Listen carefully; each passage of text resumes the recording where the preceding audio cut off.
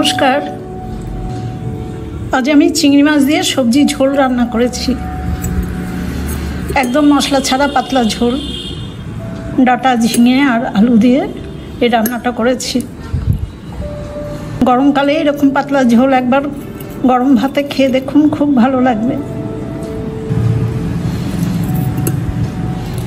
আসুন এবার দেখে নিই কীভাবে আমি এই রান্নাটা করলাম। রান্নাটা করবার জন্য দেখুন, গ্যাসের উপরে মিডিয়াম ফ্লেমে আমি একটা কড়াই বসিয়ে তাতে পরিমাণ মতো সরষের তেল দিয়েছি। তেলটা গরম হয়ে গেছে। বাজার থেকে আনা 200 গ্রাম চিংড়ি মাছ পরিষ্কার করে কেটে ধুয়ে তারপর লবণ হলুদ মাখিয়ে ম্যারিনেট করে নিয়েছি। এই চিংড়ি মাছগুলো আমি তেলের মধ্যে ভেজে নেব।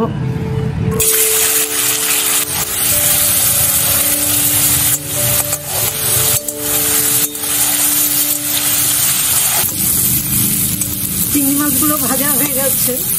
এখন আমি মাছগুলো একটা বাটিতে তুলে নেব। চিংড়ি মাছ ভাজাটা তুলে নেওয়ার পর আমি কড়াইটা খুব ভালো করে পরিষ্কার করে নিই। চিংড়ি মাছের মধ্যে লেগে থাকলে অসুবিধা হয় না, রান্না করার সময় ওগুলো সব উঠে যাবে। আবার কিছুটা তেল দিয়েছি, তেলটা গরম হয়েছে। এবার 1/4 চামচ কালো জিরে ফোড়নে দিলাম। ফোড়নটা ভাজা হয়ে গেছে। এবার দেখুন, একটু ছোট দুটো আলু আর 500 গ্রাম ডাঁটা, কাটোয়ার ডাঁটা ভালো করে ধুয়ে কেটে আবার ধুয়ে জল ঝরিয়ে নিয়েছি। এই ডাঁটা আর আলুটা আগে দিয়ে দেবো।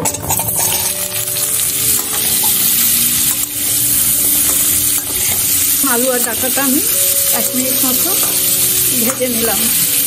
এবার 3টে মাঝারি সাইজের ঝিঙে আমি ছাড়িয়ে এরকম পিস পিস করে কেটে নিয়েছি। সেই ঝিঙেটাও ধুয়ে জল ঝরিয়ে রাখা আছে। এবার ঝিঙেটাও দিয়ে দিলাম।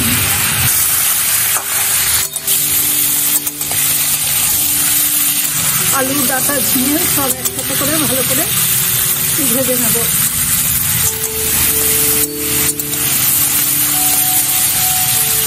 এবার দেখুন, 1 চামচ লবণ দিলাম। এই সবজিটা একটু ঝোল মতো হবে, সেই জন্য লবণটা একটু বেশি দিয়েছি। কয়েকটা কাঁচা লঙ্কা লাল হয়ে গেছে, পেকে গেছে, সেই কাঁচা লঙ্কাগুলো ছিঁড়ে দিয়েছি। আমি আলাদা করে আর কোনো মশলা বা ঝাল দেব না।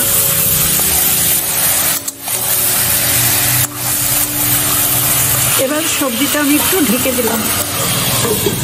4-5 মিনিট পর আমি ঢাকাটা খুলে দিলাম। দেখুন, ঝিঙেগুলো একদম মজে গিয়ে কমে গেছে। এবার আমি 1/2 চামচ গুঁড়ো হলুদ দিয়ে দিলাম।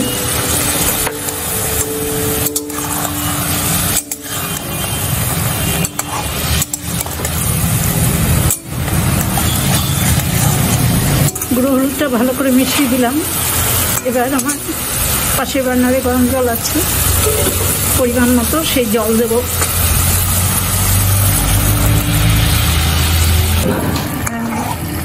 এই রান্নাটাও দেখুন একদম ঝোল ঝোল হবে, তাই আমি একটু বেশি করেই জল দিয়েছি। এই অবস্থায় ভেজে রাখা চিংড়ি মাছগুলো দিয়ে দেবো। এবার মাছের সাথে আমি সবজিগুলো আবার ভালো করে ফুটিয়ে নেব। লো টু মিডিয়াম আছে। দেখুন, আরও 3-4 মিনিট মতো ফুটিয়ে নিয়েছি। আমার রান্নাটা একদমই হয়ে গেছে। এই রান্নায় আমি আর কোনো মশলাই দেব না। সমস্ত সবজিও ভালো সেদ্ধ হয়ে গেছে। এবার গ্যাসের ফ্লেমটা অফ করে দিয়ে আমি রান্নাটা একটা বাটিতে সার্ভ করে দেব। সবজি ঝোল রান্নাটা আমি একটা বাটিতে নামিয়ে নিচ্ছি।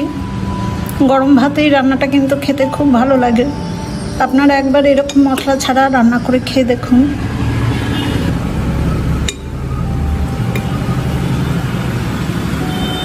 মশলা দিয়েই কিন্তু আমরা বেশিরভাগ সময় বিভিন্ন ধরনের রান্না করে থাকি, কিন্তু মশলা ছাড়া রান্নাও খেতে খুব ভালো হয়। আমার এই রান্নার রেসিপিটা দেখে আপনাদের যদি ভালো লাগে তাহলে একটা ছোট্ট লাইক আর শেয়ার করে দেবেন। সবাই খুব ভালো থাকবেন, সুস্থ থাকবেন। ধন্যবাদ।